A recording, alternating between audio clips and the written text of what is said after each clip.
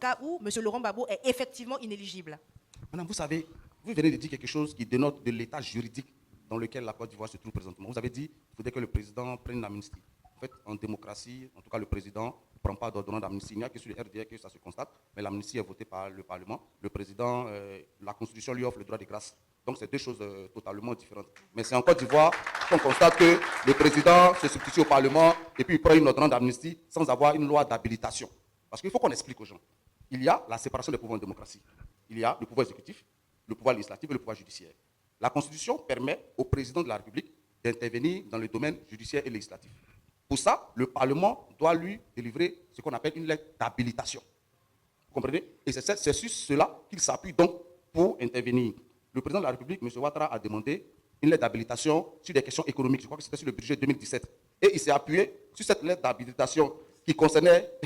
Parce que la lettre d'habilitation est précise, le domaine et la durée et la période. Donc, il a obtenu une lettre d'habilitation pour le budget, je crois que c'est le budget 2017, et il s'est appuyé sur cette loi d'habilitation concernant le budget, donc une mesure économique, pour prendre une ordonnance d'amnistie, une ordonnance portant amnistie. Bon, c'est de l'incurie juridique, et je pense qu'on n'a pas besoin de perdre plus de temps dessus. Madame, nous disons que le président Laurent Gbagbo, il sera candidat à l'élection présidentielle de 2025. Et nous, on s'est battu pendant 10 ans, madame, pour le faire libérer, et de Korogo, et de la CPI.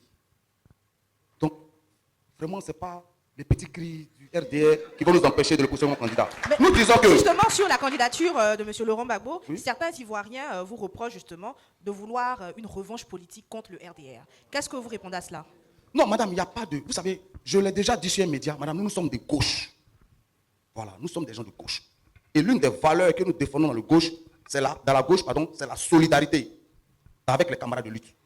Et quand, du fait du combat commun que nous menons, un camarade de lutte se retrouve privé de certains de ses droits, nous ne l'abandonnons pas. Nous continuons de le soutenir jusqu'à ce qu'il soit rétabli dans ses droits et dans sa dignité humaine. Nous sommes de gauche, madame. Il faut que les gens le comprennent. Et aujourd'hui, le président Laurent Gbagbo s'est retrouvé et à Korogo et à la CPI du fait de la mission que nous lui avons confiée. Et il continue d'ailleurs de souffrir des effets néfastes de cet emprisonnement-là. Et il rentre en Côte d'Ivoire après avoir brillamment remporté un procès où le RDR nous a servi des témoins demi-lettrés. Et on voudrait nous dire qu'il n'est pas capable de se présenter devant les Ivoiriens. Madame, le président Laurent Gbagbo a été élu en 2000.